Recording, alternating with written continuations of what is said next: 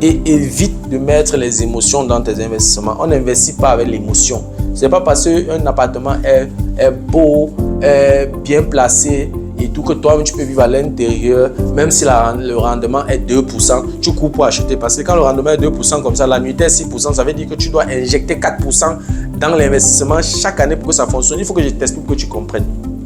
Si tu as acheté le bien à 200 000 euros et que le rendement c'est 2%, ça veut dire que quoi? Ça veut tout simplement dire que si l'annuité c'est 6%, ça veut dire que tu dois payer chaque année 6% de 200 000 euros, c'est-à-dire 12 000 euros à la banque. Or, tu reçois 2%, comme loyer, 2% de 200 000 euros, on est à 4 000 euros. Donc, tu reçois 4 000 euros par an de loyer et puis tu dois payer 12 000 euros à la banque. Ça veut dire que chaque année, tu dois injecter 8 000 euros dans cet investissement pour que ça fonctionne. 8 000 euros, si tu divises 8 000 euros par 12, on est à peu près dans les 675 euros par mois que tu dois injecter. Je dis bien 675 euros que tu dois injecter par mois pour que l'investissement fonctionne. Donc, c'est ce que ça signifie. Ne mets pas les émotions dans tes investissements. Ce n'est pas parce qu'un appartement est beau que tu dois absolument acheter. Si les chiffres ne passent pas, si les chiffres ne correspondent pas à tes objectifs, à ta stratégie, tu n'achètes pas.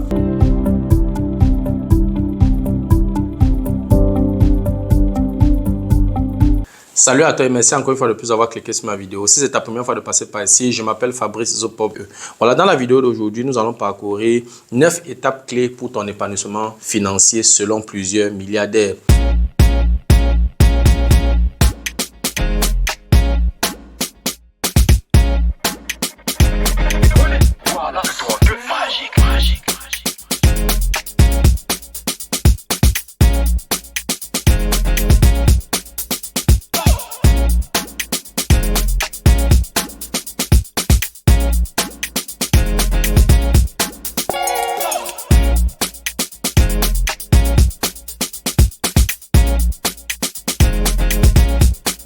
Première étape, paie-toi en premier. Ton épargne est ton véritable salaire. C'est-à-dire que lorsque tu reçois ton salaire, première des choses, tu dois d'abord te payer. Ça veut dire que tu dois d'abord épargner. C'est très important. Tu peux ne pas payer une facture. Tu peux ne pas couvrir tous tes coûts fixes. Parce que quand tu sais que tu as une facture à payer, tu as plus de pression à aller chercher de l'argent. Par contre, quand tu sais que voilà, ce mois, je n'ai pas pu m'épargner, je n'ai pas pu mettre l'argent de côté, c'est pas grave, je vais le faire le mois prochain. Ton épargne devient facultatif. Or, ton épargne doit être obligatoire. Il n'y a pas de demi-mesure. Si tu n'épargnes pas, tu oublies le chemin de la liberté financière parce que la base de ton épanouissement financier, c'est l'épargne. Tu peux fixer 10%, 20%, 30% de ton salaire comme taux d'épargne voilà, par mois en fonction de tes coûts fixes et de tes projets. Il y a des personnes même qui vont jusqu'à 40-50%. Tout dépend d'abord de combien tu as comme revenu, de quel est le ratio entre tes revenus, voilà, tes revenus et tes coûts fixes. Voilà, si beaucoup reste, tu peux mettre également beaucoup de côté. Donc voilà, tu peux fixer ce taux-là, 10%, 20%, 30%. Tu mets de côté tous les mois et de manière disciplinée. Tu dois le faire, ça doit être une obligation.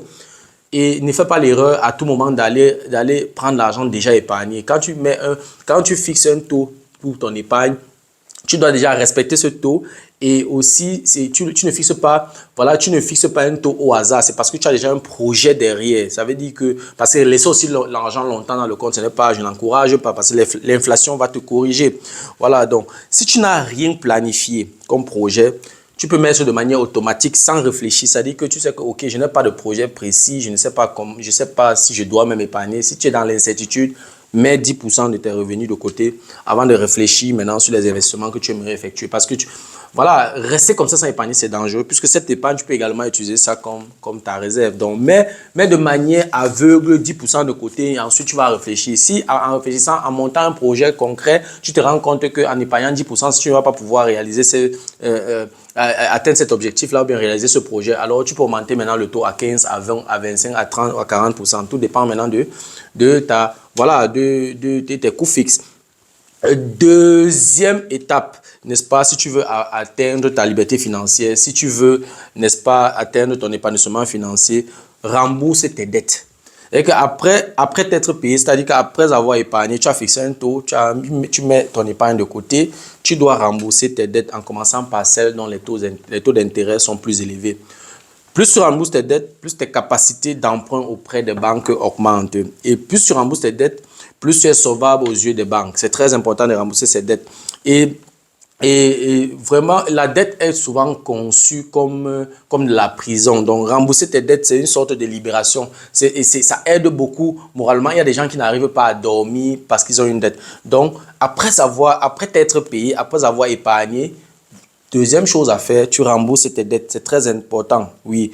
Et plus tu rembourses tes dettes, il faut aussi savoir que plus tu rembourses tes dettes, moins tu paies d'intérêt. Puisque tu paies les intérêts sur ta dette restante. Donc, plus tu rembourses, plus la dette restante diminue. Et plus la dette restante diminue, plus les intérêts diminuent. Donc, en deuxième position, la deuxième étape, c'est le remboursement de tes dettes. Voilà. Troisième étape, si tu veux atteindre ta liberté financière, si tu veux atteindre ton épanouissement financier selon plusieurs milliardaires, tu dois maîtriser tes dépenses. Tu ne peux pas planifier un investissement si tu ne maîtrises pas tes dépenses. Maîtriser ses dépenses signifie maîtriser ses finances. C'est-à-dire que tu dois savoir quels sont tes coûts fixes, quels sont tes coûts variables. Tu dois savoir ce qui entre dans ton compte et ce qui sort. Si tu t'assois déjà en 3 mois, tu ne peux pas dire à quelqu'un de manière concrète que je dépense tel montant par mois. Ça veut dire qu'il y a un problème. Ça veut dire que tu ne maîtrises pas tes finances. Ça veut dire que tu ne maîtrises pas tes dépenses. Tu ne peux pas avoir une dépense de 2 000 euros ce mois. Le mois prochain, tu as une dépense de 3 000 euros. Le mois d'après, tu as une dépense de 3 500 euros et tout. Il y a déjà un problème. Il faut quand même que s'il y a des approximations, plus ou moins 5-10%, c'est encore acceptable. Ça veut dire que si ce mois, tu as dépensé 2 000 euros, une approximation de 10%, on a 200 euros. Le mois prochain, tu dépenses 2 200 euros. On peut encore comprendre. À 10% d'approximation, on peut encore comprendre. Mais lorsque tu as déjà 50%, 30% d'approximation, ça veut dire qu'aujourd'hui, ce mois, tu dépenses 2 000 euros. Le mois prochain, tu dépenses 2 600 euros. Et le mois d'après, tu dépenses 3 000 euros, c'est dangereux. Donc, tu dois maîtriser tes dépenses si tu aspires à une quelconque liberté financière.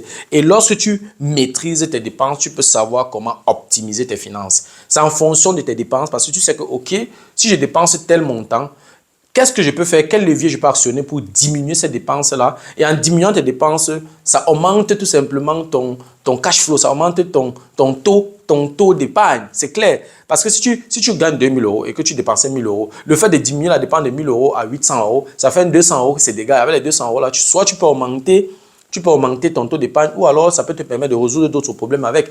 Donc, comme pour dire, le fait de maîtriser tes dépenses, maîtriser tes finances, n'est-ce pas? Tu peux exactement savoir comment faire pour optimiser tes finances. Quatrième étape, si tu veux atteindre ta liberté financière, si tu veux atteindre ton épanouissement financier selon plusieurs milliardaires, investis dans ton éducation. Ta seule vraie richesse éternelle, c'est la connaissance. Je vais toujours le dire dans cette chaîne.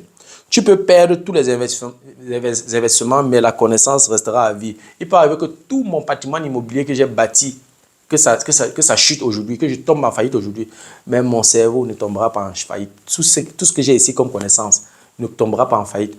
Cette connaissance que j'ai construite à plus de 10 ans, connaissant déjà les rouages du système, connaissant déjà les contournements, ayant déjà un réseau, même si je perds tous mes investissements actuellement, je peux me relever. La preuve, j'ai fait des costauds investissements au pays, j'ai perdu près de 45 millions de francs CFA.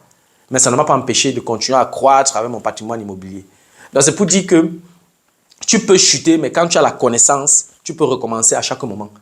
C'est vrai qu'à un moment donné, avec l'âge, ça devient limité, mais tu peux recommencer à tout moment. La connaissance, c'est ta richesse éternelle. Donc, tu peux tout perdre, mais la connaissance restera à vie. C'est à travers l'éducation que tu auras accès à plusieurs connaissances. Si tu ne t'éduques pas, tu ne vas pas apprendre des métiers. Si tu ne t'éduques pas, tu ne vas pas apprendre plusieurs métiers. Si tu ne t'éduques pas, tu n'auras pas la connaissance. Oui, donc c'est un peu ça. Et si tu veux être riche, tu es obligé d'élargir tes connaissances. Je dis toujours, celui qui est riche, quand vous voyez un milliardaire, c'est quelqu'un qui a la capacité, n'est-ce pas, de faire tourner son cerveau à 360 degrés. C'est-à-dire qu'il peut se regarder, il peut se placer ici comme ça, là. Il regarde un seul objet, directement, il a une idée de business. Il peut arriver comme ça dans un carrefour, il observe. Ce qu'il regarde, ce n'est pas ce que toi tu regardes. Lui, il regarde son environnement n'est-ce pas, en potentiel cash flow. Il convertit tout ce qu'il voit en cash flow. Il peut arriver comme ça, il voit les ordures, il réfléchit directement, attention, il y a beaucoup d'ordures ici, est-ce que je ne peux pas rapidement créer une unité, une unité ici, là, qui va me permettre de transporter ces ordures-ci pour fabriquer le biogaz. Donc, si tu veux être riche, tu dois élargir tes connaissances, tu dois t'éduquer dans plusieurs domaines. Tu es obligé, si tu veux avoir un cerveau capable de se retourner de 180 degrés, de 360 degrés, avoir la possibilité d'attaquer plusieurs domaines et tout, tu es obligé, n'est-ce pas, d'élargir tes connaissances et ça ne passe que par l'éducation. Cinquième étape, si tu aspires à une quelconque liberté financière, diversifie tes sources de revenus. C'est très important. Ne mets pas tous tes œufs dans un même panier. Il faut diversifier tes investissements. Lorsque tu diversifies tes sources de revenus, tu te protèges contre la faillite. La probabilité pour que toutes tes activités tombent en faillite au même moment est très faible. Parce que lorsque tu investis par exemple dans les bourses, dans l'immobilier, dans les parts d'entreprise, oui, voilà, ça fait il y a 3 sources de revenus comme ça. La probabilité pour que tous ces 3 secteurs tombent en faillite au même moment est très très faible. Donc du coup, tu te protèges contre la faillite lorsque tu diversifies tes investissements. Voilà. Et en diversifiant tes sources de revenus, tu ne dépends pas d'un seul secteur. Tu vois un peu. Donc voilà. Il est impératif de diversifier ces investissements. Tu commences par un investissement. Dès que ça commence à fonctionner, tu maîtrises et maintenant tu réfléchis comment faire pour diversifier. Tu peux même continuer à travailler dans le même secteur, mais en diversifiant les stratégies pour que si une stratégie ne donne pas, que l'autre stratégie sauve la stratégie qui n'a pas donné. C'est très important. Et dans ce cas, tu es partout au même moment. Par exemple, quand je vois que quand j'étais un seul bien immobilier resté tranquille, je me demande que mais est-ce que tu as même compris le monde des finances? C'est dangereux d'avoir un seul bien immobilier. Lorsque tu achètes un bien immobilier, la banque t'a accordé le crédit, ça veut dire que tu es sauvable. Achète un deuxième, achète un troisième. La probabilité pour que 3 locataires ne payent pas le loyer au même moment est très faible. Donc, tu te protèges. Or, si tu as un seul bien, si le locataire là ne paye pas le loyer, tu n'as pas de revenus. C'est ce que ça veut dire. Donc, tu diversifies. Tu es dans le même secteur, mais tu as plusieurs biens immobiliers. Ça, c'est aussi une façon de diversifier. Donc, c'est pourquoi c'est très important de diversifier ses investissements. La 6e étape, si tu veux atteindre ta liberté financière, si tu veux atteindre ton épanouissement financier, tu dois être un investisseur patient. Si tu te précipites dans des investissements, tu prendras les décisions à la hâte et tu feras des erreurs. Donc, tout ce que tu vas prendre comme décision dans la précipitation, tu vas faire des erreurs. Ce n'est pas parce que la valeur d'une de tes actions est en train de chuter que tu dois absolument vendre. Non, ça peut descendre et après, ça change de signe. Donc, je vais dire, il ne faut pas te précipiter, tu ne dois pas te précipiter pour vendre une action. Lorsque tu observes le marché, surtout, il faut toujours avoir l'idée d'investir sur la durée, pas toujours sur le court terme. Parce que si tu regardes les actions, si tu regardes la bourse sur du court terme, tu peux faire beaucoup de pertes parce que la volatilité est très élevée. Donc, c'est trop volatile et c'est très dynamique. Donc, tu dois regarder ça sur le long terme. Évite de regarder sur le court terme. Donc, si tu regardes sur le court terme et tu vois une action est en train de chuter, c'est clair que tu vas paniquer et tu vas te précipiter pour vendre. Pourtant, ça devait directement changer, la courbe devait directement changer de signe. Et puis, lorsque la courbe change de signe, ça monte seulement. Donc, il ne faut pas se précipiter. Comme ça, tu dois savoir ce que tu fais. Tu as besoin de connaissances. Tu dois comprendre ce que tu fais. Tu ne dois pas te lancer dans un investissement comme ça, là, de manière aveugle. Voilà. Parce que comme ça chute là, c'est comme ça peut remonter à tout moment. Donc, attends le bon moment et agis comme il faut. Il y a des investissements, par exemple, qui prennent parfois du temps avant d'être rentables. Tu dois être patient. Tu dois être patient. Ne te précipite pas. L'immobilier, par exemple, ce n'est pas un investissement sur le court terme, c'est un investissement sur le long terme. Tu dois être patient. Si tu ne veux pas être patient, si tu veux aller vite, tu es obligé de prendre des gros risques qui peuvent plomber tous tes investissements. Je prends par exemple la stratégie fixe ou flip dans l'investissement immobilier où tu achètes, tu rénoves, tu revends immédiatement. Ça peut faire 6 mois, ça peut faire 3 mois, 6 mois, 8 mois, 1 an. Ça peut aussi faire 2 ans. Donc, du coup, il y a trop de risques. Mais si tu connais ce que tu fais, tu as un bon réseau, voilà, et que tu parviens à manager ces risques-là, oui, tu peux te faire beaucoup d'argent. Donc, si tu vas aller vite, oui, il va falloir prendre des gros risques. Donc, rendement égale à risque. Si tu es prêt à risquer, si tu cherches un gros rendement, tu dois également être prêt à risquer gros. Et il faut savoir que ces risques-là peuvent plomber complètement ta situation financière. et évite de mettre les émotions dans tes investissements. On n'investit pas avec l'émotion. Ce n'est pas parce qu'un appartement est beau, est bien placé et tout que toi-même tu peux vivre à l'intérieur, même si le rendement est 2%, tu cours pour acheter. Parce que quand le rendement est 2% comme ça, l'annuité est 6%, ça veut dire que tu dois injecter 4% dans l'investissement chaque année pour que ça fonctionne. Il faut que je t'explique pour que tu comprennes. Si tu as acheté le bien à 200 000 euros et que le rendement c'est 2%, ça veut dire que quoi? Ça veut tout simplement dire que si l'annuité c'est 6%, ça veut dire que tu dois payer chaque année 6% de 200 000 euros, c'est-à-dire 12 000 euros à la banque. Or, tu reçois 2% comme loyer, 2% de 200 000 euros, on est à 4 000 euros. Donc, tu reçois 4 000 euros par an de loyer et puis tu dois payer 12 000 euros à la banque. Ça veut dire que chaque année, tu dois injecter 8 000 euros dans cet investissement pour que ça fonctionne. 8 000 euros, si tu divises 8 000 euros par 12, on est à peu près dans les 675 euros par mois que tu dois injecter. Je dis bien 675 euros que tu dois injecter par mois pour que l'investissement fonctionne. Donc, c'est ce que ça signifie. Ne mets pas les émotions dans tes investissements. Ce n'est pas parce qu'un appartement est beau que tu dois absolument acheter. Si les chiffres ne passent pas, si les chiffres ne correspondent pas à tes objectifs, à ta stratégie, tu n'achètes pas. Septième étape, si tu veux atteindre ta liberté financière, si tu veux atteindre ton épanouissement financier, tu dois être un investisseur discipliné. Si tu es indiscipliné, tu ne pourras pas rembourser tes dettes à temps. Et d'abord que la banque ne donne pas le crédit aux personnes désordonnées financièrement. Tu ne pourras pas maîtriser tes dépenses si tu n'es pas discipliné. Tu ne pourras pas respecter tes engagements si tu n'es pas discipliné. Tu ne pourras pas respecter ton taux d'épargne que toi-même tu as fixé. Donc, c'est pour ça que tu as besoin de beaucoup de discipline. Si tu n'es pas discipliné, tu ne pourras pas atteindre tes objectifs fixés. Parce que être discipliné veut dire que j'ai mis la barre à 10, je dois tout faire pour atteindre 10. Même si à la fin j'atteins 9, j'atteins 8, ce n'est pas mauvais. J'ajuste, je corrige ce qui m'a empêché d'atteindre les 10. Je corrige pour le prochain investissement. C'est comme ça que ça se passe. Donc, si tu n'es pas discipliné, tu ne pourras pas atteindre tes objectifs que toi-même tu as fixés. Et si tu n'es pas discipliné, tu ne pourras pas bien organiser ton temps. Ça, c'est très important. Le temps pour un investisseur vaut de l'or. La journée n'a que 24 heures et tu dois bien repartir. Et dans les 24 heures là, si tu dois dormir 6 heures de temps, il te reste 18 heures de temps que tu dois repartir ça de manière efficace. Donc, si tu es une personne qui n'est pas disciplinée, qui fixe un cap qui n'atteint pas, qui a des objectifs qui n'atteignent pas, qui fixe un programme, ne respecte pas, alors tu auras de sérieux problèmes. Oublie la richesse, oublie la liberté financière. Huitième étape, si tu veux atteindre ta liberté financière, si tu veux atteindre ton épanouissement financier, il faut apprendre à donner au suivant. Si tu veux devenir riche, tu dois apprendre à partager et à aider les autres. Oui, tu dois apprendre à rendre service aux autres. C'est très important. Ça, c'est une qualité que tu dois avoir. Parce que quand tu donnes, tu reçois aussi. Il faut penser aux œuvres caritatives, aux fondations, aux orphelinats, aux hôpitaux et aux prisons. Surtout quand tu sais que tu as déjà une bonne réserve financière, pense aux œuvres caritatives, c'est très important.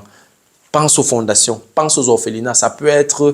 Il peut avoir des retours sur investissement. Et tu peux avoir des bons deals à travers certains actes que tu possèdes. C'est pour ça qu'il faut éviter d'être avare. C'est-à-dire qu'il faut éviter d'être chiche. Donc, lorsque tu sais que voilà, j'ai déjà un certain revenu, tu ne peux pas être multimillionnaire, tu ne peux pas être milliardaire et tu ne t'engages pas dans les œuvres caritatives. Ça n'a aucun sens. Donc, il faut bien mettre ça dans ta tête. Si tu veux atteindre ta liberté financière, tu dois être prêt, n'est-ce pas, à travailler dans ce sens. Et si tu peux conseiller, fais-le. Donc, lorsque tu es déjà milliardaire, ça veut dire que tu as tracé certaines étapes. Ça veut dire que tu connais beaucoup de choses que beaucoup ne connaissent pas parce que très peu de personnes sont milliardaires.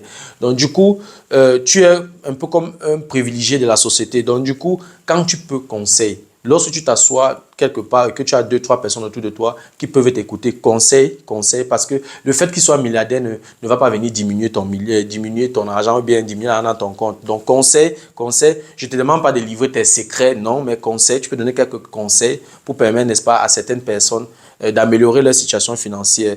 Apprends à transmettre la connaissance. Donc, lorsque tu sais que tu es déjà dans une direction où tu as déjà tu as traversé peut-être ta sécurité financière et tu tends déjà vers ta liberté financière, apprends à transmettre la connaissance. Apprends à transmettre la connaissance, c'est très important.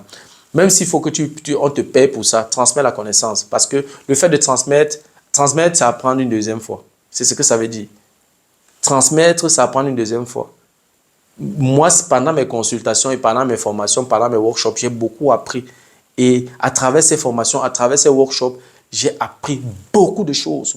Parce que lorsque, par exemple, je prépare un workshop sur mathématiques, j'ai déjà mon contenu, mais il peut arriver, par exemple, je suis dans une conversation avec un autre expert et puis je lui pose peut-être un problème ou alors on cause de quelque chose et puis ça me donne une idée et puis ça me fait encore apprendre, ça me fait, surtout dans l'optique de préparer un workshop, parce que n'importe quelle question peut arriver pendant le workshop, il faudrait que je sois capable, n'est-ce pas, de donner une orientation à celui qui m'écoute. Donc, c'est un peu ça. Donc, le fait de transmettre, ça m'a fait apprendre encore beaucoup. Donc, transmettre, n'est-ce pas, la connaissance, c'est apprendre pour une deuxième fois. Retiens bien cela. Ne sois pas égoïste quand tu as la connaissance. Ne sois pas égoïste. Je me rappelle une situation, il y a quelques années, j'ai appris, n'est-ce pas, une méthode, bon, c'est beaucoup plus dans mon domaine, puisque je suis expert en simulation des structures mécaniques et du fluide. Et voilà, dans le cadre de la simulation d'un projet, j'ai implémenté une méthode que j'ai utilisée donc pour mes calculs. Et une fois que j'ai eu des résultats, j'ai bien documenté. Quelques semaines plus tard, il fallait optimiser et ce n'est plus moi je n'avais plus le temps, je n'ai pas eu le temps pour faire cette optimisation. C'est un collègue qui devait le faire. Donc, j'ai montré à ce collègue donc, comment ça se passe, comment est-ce on peut utiliser cette méthode.